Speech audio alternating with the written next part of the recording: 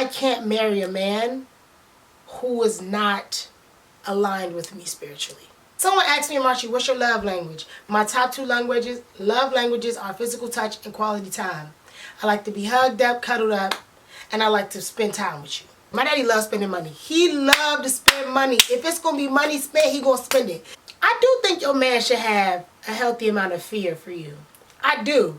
Because when you got that fear in your chest, you think twice before you make certain decisions. What do you mean God is not going to be a center of this wedding? Then there won't be no wedding. What do you mean?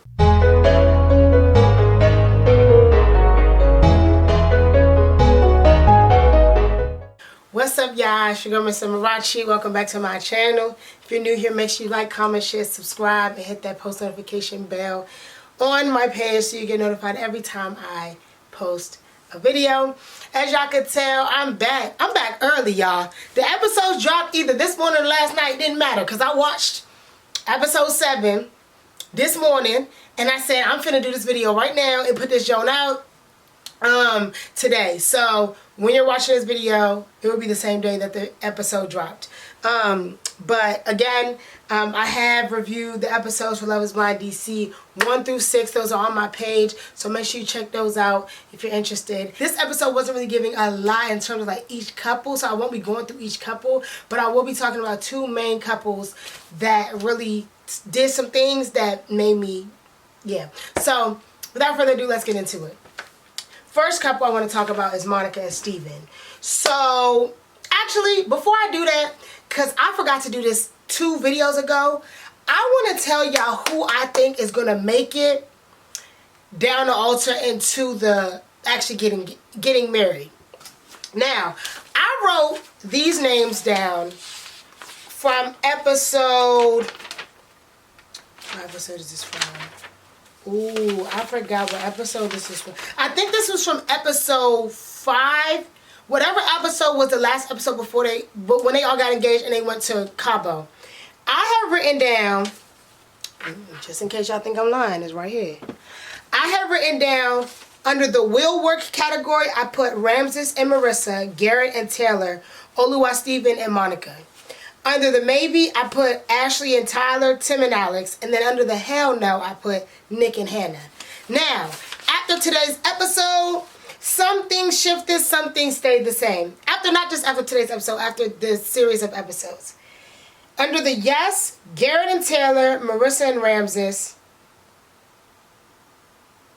Tyler and Ashley.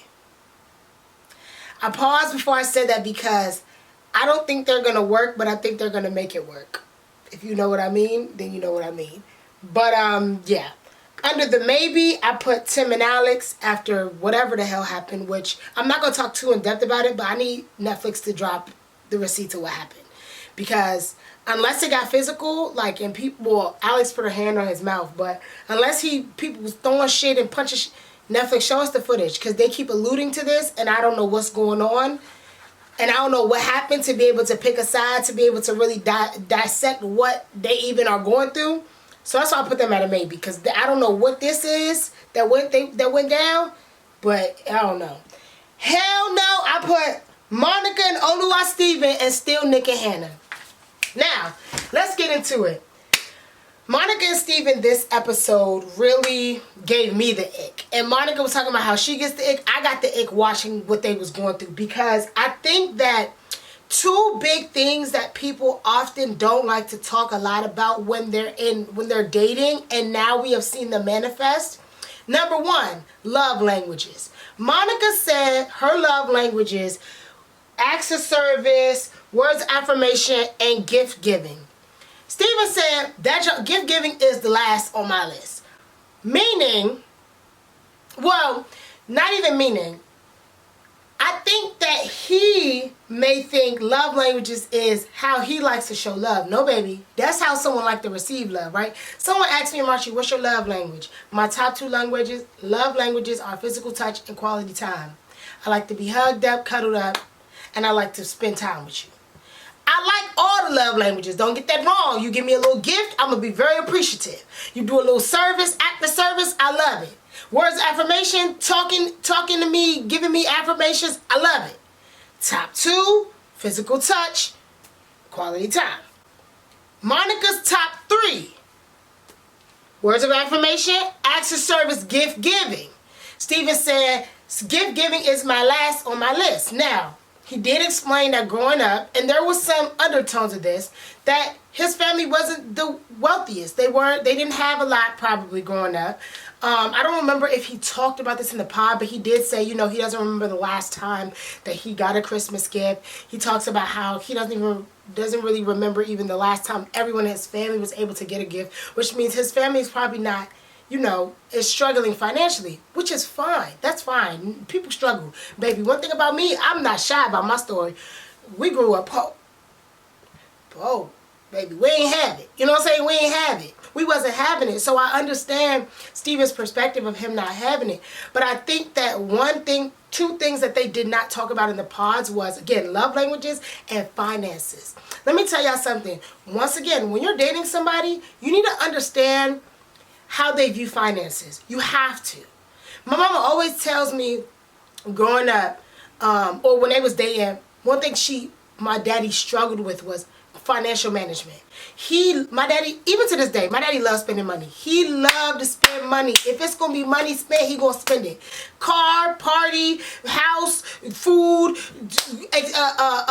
allowance, he going to spend money. My daddy loved to spend money. That's a good thing for somebody to know so that they can either decide if they want to deal with this or help you through the situation as y'all are dating.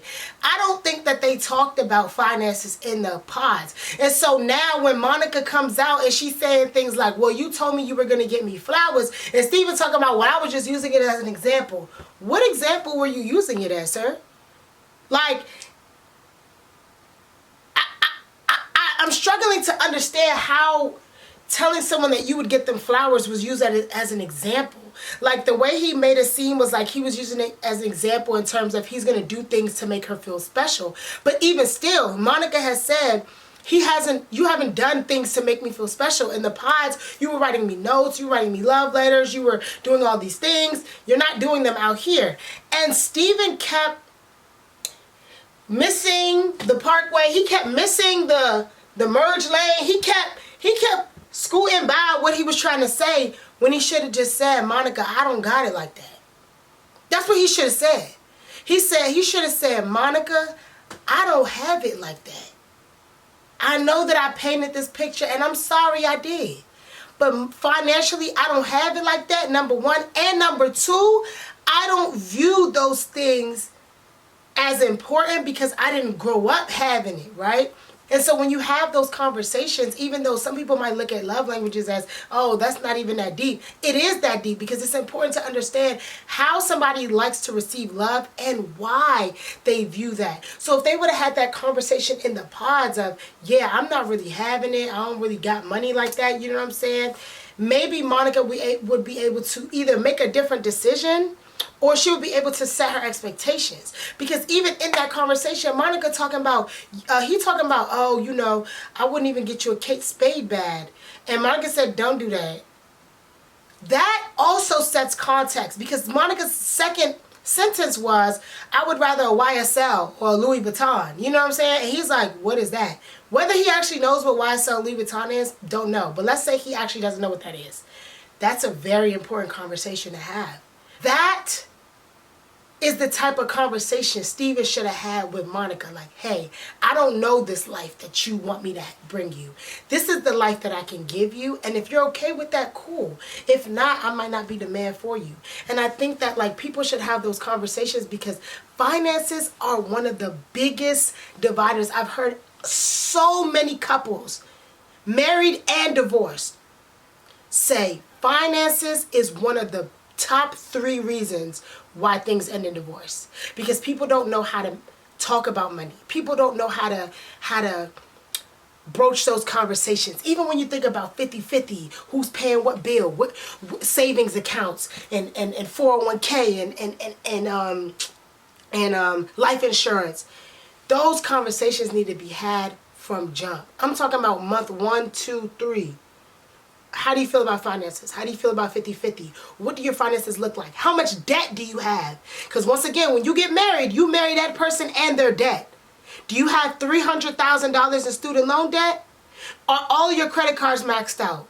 Do you own 6 cars and pay finance fees and whatever, and car I was about to say car mortgage on them cars? What does that look like? Because again, when you don't have those conversations and then you walk down the aisle and now you're Mrs. Jefferson, and now Mrs. Jefferson also has the debt that Mr. Jefferson had, no, we can't have that. I think that is going to be a huge issue for them if they don't address it now. And then number 2, I'm somebody who just feels like, especially when it comes to wanting things from other people, I love spontaneous men, and I love men who are thoughtful.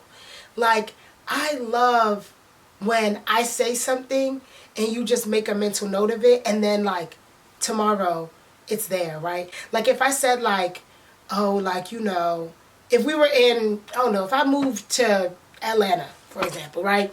And one day I'm dating my boyfriend and I'm like, damn, bro, like, I don't know, like, I love Atlanta, but I miss carryout. Like, if it was just a conversation, like a random thing I just threw out there, like, damn, bro, I miss my carryout with mambo sauce, right? And then in 2 weeks, I'm coming home from work and you got food out and I'm like, what's this? And you like, yeah, babe, I remember you had said that you miss carryout. So I found a chef who's from the DMV, who lives in Atlanta. He's here to cook for us. He made some carryout. You know, he gonna make his homemade mambo sauce. I would cry. Like, even thinking it out was giving me chills. I would literally cry, because that shows that you heard what I said and you're moving with intention. I don't like repeating myself. I don't want to keep telling you over and over, I like this, I like this, I like this, like, because then, like, I feel like if you do it, it's because I kept pushing you and badgering you about it instead of you actually wanting it. That's what Monica is giving. She keeps talking about these flowers. I want some flowers. Okay, girl. Say it once, twice, max 3 times. Don't say it again. If he gets you flowers, great. He heard you. If he didn't, he heard you and he didn't care. Take that how it is. You know what I'm saying? But her keeps saying flowers. He gonna get you flowers. He gonna buy you the whole. Matter of fact, he gonna hire you a florist. And he gonna get you flowers all the time, but it's not gonna mean anything because he was forced to do it. Stop forcing these men to do things that's not in their nature, that they don't want to do. Because when you try to force these dudes to do things, they're gonna do it because you forcing them to, but they're not gonna really like you. They're gonna be resenting you, because it's like, I'm just doing this because she said I had to, until I can find somebody who I actually like, who's gonna accept me for me.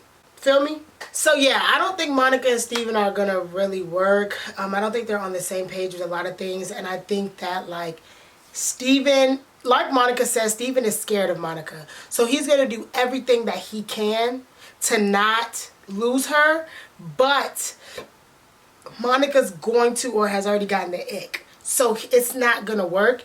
I do think your man should have a healthy amount of fear for you. I do. Because when you got that fear in your chest, you think twice before you make certain decisions. But I don't think that Steven should be moving in a space of fear. Like, I think he should be moving in a space of, I love this woman, I want to do what I can to keep her and to keep her happy.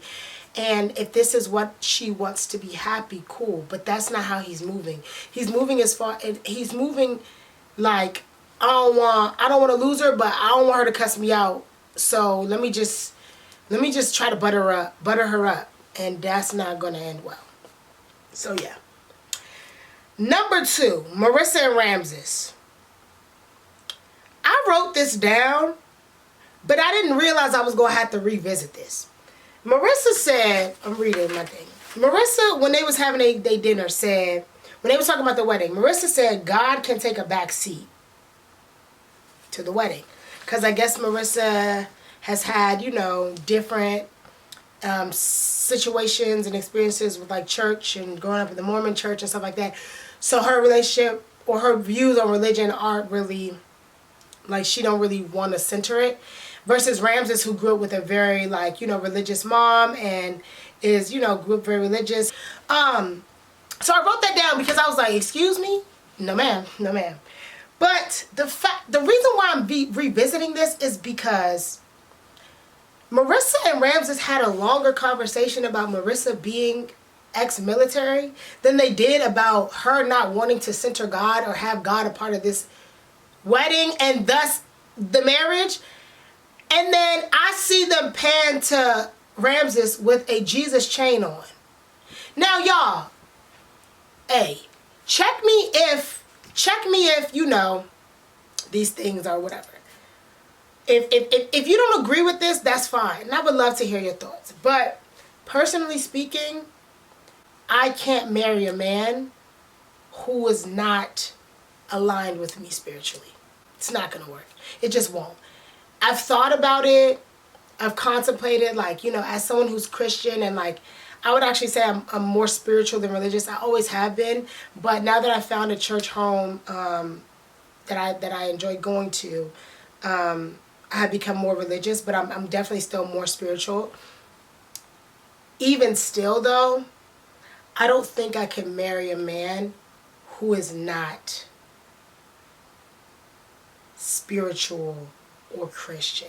Like, I don't know that I can do that because, one, we don't align on beliefs, right? Even if your belief is of God and you still believe in God, there's still not going to be the same sort of understanding. There's not the same sort of like practices. So I say all that to say the military conversation threw me because I understand why Ramses is kind of upset, even though I understand Marissa's point, right? Like, these military folks, they go to these kids. They used to be at our high school all the time trying to recruit, especially in inner cities, especially with black and brown kids who don't really have the money to pay for college or don't really know what life looks like after high school. They go and recruit them and then they put them and deploy them, right? So I empathize with those folks and understand where Marissa's coming from, because even though I don't agree with the actions of the military bombing people and displacing people and killing people,